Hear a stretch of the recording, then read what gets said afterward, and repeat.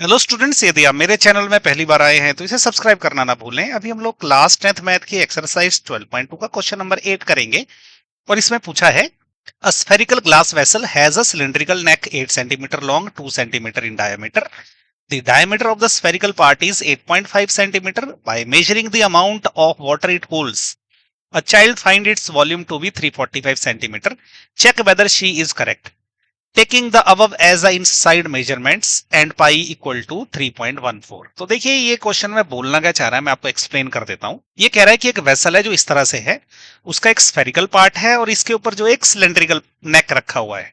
तो ये शेप है उस वेसल की. तो ये जो नेक की हाइट है वो 8 सेंटीमीटर दे के रखी है. तो इन्होंने क्या हमें क्या दे रखा है, हाइट जो है नेक की वो 8 सेंटीमीटर है और इस नेक का जो डायामीटर है डी वो 2 सेंटीमीटर है.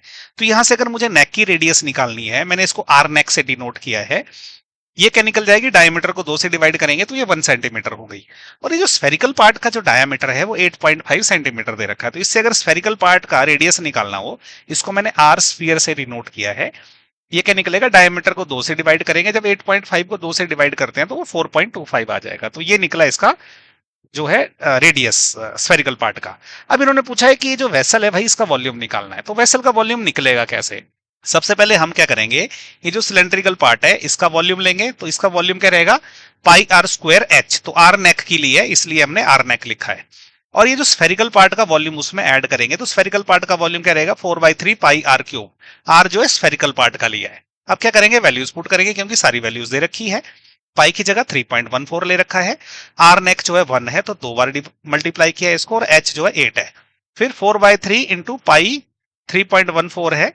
और फिर इसको क्या किया है, जो स्फीयर की रेडियस है 4.25, इससे 3 बार मल्टीप्लाई कर दिया है. अभी हम क्या करेंगे ना, 3.14 कॉमन है तो इसको बाहर निकाल देते हैं. उससे क्या होता है, कैलकुलेशन थोड़ी सी आसान हो जाती है. तो हमने 3.14 के बाहर कॉमन निकाल दिया और ये जगह रफ के लिए हमने डेजिग्नेट कर दी है. तो देखो 3.14 बाहर आ गया कॉमन, तो अंदर क्या रह गया, 1 इंटू 1 इंटू 8 जो है ये 8 ही रह गया है. और यहाँ पे क्या है, 3.14 बाहर जा चुका है.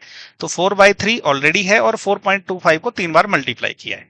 तो अब हम क्या करते हैं, सबसे पहले ये अंदर वाले पार्ट को सॉल्व कर लेते हैं. तो उसमें हम क्या करेंगे, सबसे पहले ये 4 में जो है 4.25 मल्टीप्लाई कर लेंगे. तो वो यहाँ पे कर लेते हैं. 4.25 को हम क्या करेंगे, 4 से मल्टीप्लाई करेंगे. तो ये क्या आ जाएगा, देखो 5 4 जार होता है 20, 2 रिमाइंडर रह गया. और 5 2 जार 8, 8 प्लस 2 होता है 10, 0 लग गया, 1 रिमाइंडर रह गया. और 4 4 जार 16, 16 प्लस 1 होता है 17. अब डेसिमल लेगा 1 और 2 डिजिट से पहले, तो यहाँ पे लेगा डेसिमल, तो ये हो गया 17. ओके, तो इसको हम लिख देंगे 17. तो 4.25 में जब 4 मल्टीप्लाई किया तो वो 17 आ गया. अब 4.25 और 4.25 इनको भी आपस में मल्टीप्लाई कर लेते हैं. तो यहीं पे कर लेते हैं, 4.25 को मल्टीप्लाई करेंगे 4.25 से. अब देखिए 5 5 जार होते हैं 25, 5 लग गया, 2 रिमाइंडर. 5 2 जार 10, 10 प्लस 2 हो गया 12, 2 लग गया, 1 रिमाइंडर. और 5 4 जार होते हैं 20, 20 प्लस 1 हो जाएगा 21. अब इसको 2 से मल्टीप्लाई करना है तो यह क्रॉस लगा देंगे. 5 2 जार कितने होते हैं 10, 1 रिमाइंडर. 2 2 जार कितने होते हैं 4, 4 प्लस 1 हो जाएगा 5. और 4 2 जार होते हैं 8, तो ये 850 आ गया. अब यहाँ डबल क्रॉस लगेगा. अभी 4 से मल्टीप्लाई करेंगे तो 5 4 जार होते हैं 20, 2 रिमाइंडर. और 4 2 जार होते हैं 8, 8 प्लस 2 10, अगेन 0 लगा, 1 रिमाइंडर. और 4 4 जार होते हैं 16, 16 प्लस 1 हो जाएगा 17. ऐड कर लेंगे, 5 2 6, 10 का 0 लग गया, 8, और ये इतना आ गया. डेसिमल लेगा 1 2 3 4 डिजिट से पहले, तो 1 2 3 4 डिजिट से पहले. तो ये हो जाएगा 18.0625. तो इसको हम लिख लेते हैं यहाँ पे. देखो 3.14 ऑलरेडी बाहर था, 8 ऑलरेडी है. 4 और 4.25 को मल्टीप्लाई किया तो वो 17 आ गया, और 4.25 को 4.25 से मल्टीप्लाई कर दिया तो ये आ गया 18.0625. और 3 जो है इसके डिवीजन में ऑलरेडी था. अब क्या करते हैं, 18.0625 को 3 से डिवाइड कर लेते हैं. तो 18.0625 इसको हम डिवाइड करेंगे 3 से. तो सबसे पहले क्या, देखो ये 6 से चलेगा. ओके, तो 3 6 जार होते हैं 18, क्रॉस लग गया. अब 0 आया डेसिमल के बाद का, उसके बदले 0 यहाँ पे डेसिमल लगेगा, और 0 से ये नहीं चलता तो उसके बदले लगेगा 0. अब नेक्स्ट 6 उतरेगा, और 3 2 जार होते हैं 6, तो यहाँ पे 2 लगेगा, ये 6 जो है कैंसिल हो जाएगा. अब आ गया 2 ऊपर से. अब 2 से ये नहीं चलता है तो उसके बदले क्या होगा, यहाँ पे लगेगा 0, और ये नेक्स्ट डिजिट 5 आ जाएगी. और 8 जो 3 जार होते हैं वो होते हैं 24. ओके, तो ये 1 रहेगा. अभी इसको 0 से चलाएंगे तो 3 3 3 जार होते हैं 9. अब ये क्या फिर 1 आ गया, अब ये चलता जाएगा। ओके, तो हम क्या करेंगे ना, ये डेसिमल के 4 डिजिट तक ही लेंगे, तो हम लेंगे 6.0208 तक, ये 3 के बाद की सारी डिजिट हम नेग्लेक्ट कर देंगे क्योंकि अब ये रिपीट होती जा रही है। ठीक है, तो अब हमारे पास क्या आ गया, तो ये क्या आ गया, 3.14 ऑलरेडी था। ओके, ये 8 भी ऑलरेडी था और 17 ऑलरेडी था, और 18.0625 को जब 3 से डिवाइड किया तो ये इतना आ गया। तो अभी क्या करते हैं, 17 को 6.0208 से मल्टीप्लाई कर लेते हैं, तो वो यहीं पे कर लेते हैं, होपफुली जगह है इधर। तो हम क्या करेंगे, 6.0208 इसको मल्टीप्लाई करेंगे हम 17 से। ओके, देखो 8 7 जार होते हैं 56, 7 2 जार होते हैं 14, और 6 7 जार होते हैं 42। ओके, क्रॉस लगेगा, 1 से मल्टीप्लाई करेंगे तो सेम डिजिट रिपीट हो जाएगी, तो हो जाएगी 80206। इसको ऐड कर लेंगे, 6 हो जाएगा, 8 + 5 होता है 13, और 4 + 1 होता है 5, ये 3 हो जाएगा, ये 2 हो जाएगा, 4 + 6 होता है 10। डेसिमल कहां पे लेगा, 1 2 3 4 डिजिट से पहले, तो 1 2 3 4 डिजिट से पहले, तो ये कितना आ गया, 102.3536। तो इसको लिख लेते हैं, 3.14 ऑलरेडी था, 8 ऑलरेडी था, और जब इन दोनों को मल्टीप्लाई किया तो ये आ गया 102.3536। देखो 8 को जब इससे ऐड करेंगे तो हम डायरेक्ट ऐड कर सकते हैं, ये हो जाएगा 110.3536। अब हम इन दोनों को आपस में मल्टीप्लाई करेंगे, लेकिन उसके लिए पहले यहां से थोड़ा डिलीट करता हूं ताकि जगह बने मल्टीप्लीकेशन के लिए। तो अब इन दोनों को मल्टीप्लाई कर लेते हैं, तो यहां पे क्या है, 110.3536 मल्टीप्लाइड बाय 3.14।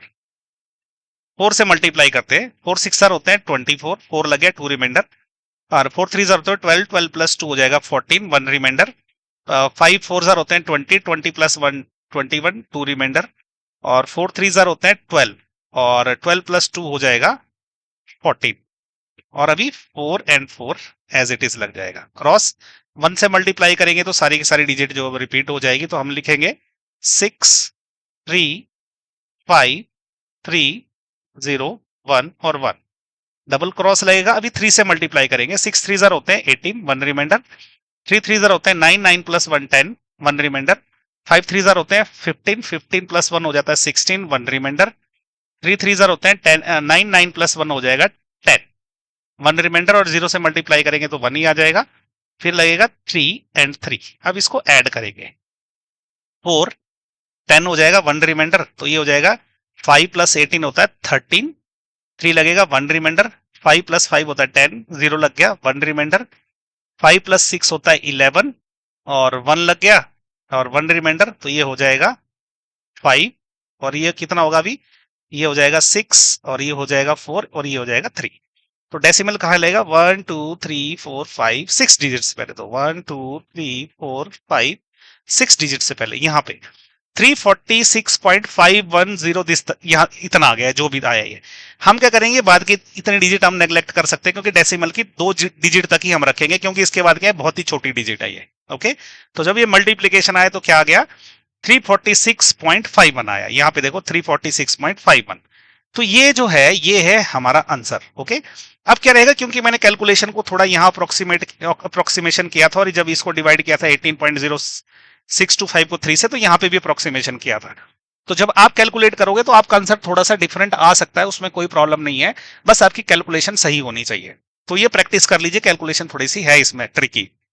तो अब देखिए, ये पूछ रहा था कि भाई क्या ये वॉल्यूम जो उस चाइल्ड ने मेजर किया था उसके बराबर है क्या, नहीं है, ये 345 है और हमारा 346.5 बनाया है। तो इसका मतलब हम क्या लिखेंगे कि the volume 345 centimetre cube calculated by child is incorrect, the correct volume is 346.51। तो ये आंसर हो गया। आपका ये थोड़ा सा डिफरेंट वैल्यू आ सकती है, ओके, लेकिन 346 पॉइंट समथिंग ही आएगा सबका, आप चाहे जो मर्जी अप्रोक्सीमेशन कर ले। इस चैनल के सारे वीडियोस सभी स्टूडेंट्स के लिए फ्री है, और यदि आप मुझे सपोर्ट करना चाहते हैं तो आप थैंक्स बटन का यूज करके मुझे सपोर्ट कर सकते हैं, या चैनल की मेंबरशिप लेके भी मुझे सपोर्ट कर सकते हैं। इस तरह के अच्छा कंटेंट बनाने के लिए मुझे आपकी सपोर्ट की हमेशा जरूरत पड़ती है। यदि आप YouTube से देख रहे हैं तो मुझे सब्सक्राइब कर लें, फेसबुक या इंस्टाग्राम से देख रहे हैं तो मुझे फॉलो कर लें। इसके अलावा मेरे चैनल पे जाएं, उसमें आपको और भी बहुत अच्छे अच्छे वीडियोस मिलेंगे, अगर आपको वो भी अच्छे लगे तो उनको भी लाइक करें और शेयर करें। उन वीडियोस पे अच्छा कमेंट करें, उनको जो है थोड़ा लंबा वॉच टाइम दे, जिससे सोशल मीडिया प्लेटफॉर्म पे इनकी रेटिंग बढ़ेगी। अगर इनकी रेटिंग बढ़ी तो उससे मुझे भी फायदा मिलता है, और जो स्टूडेंट्स जिनको इनकी इन वीडियो की सही में जरूरत है, सोशल मीडिया प्लेटफॉर्म जो है उन स्टूडेंट्स तक भी इन वीडियोस को पहुंचाता है। Thank you.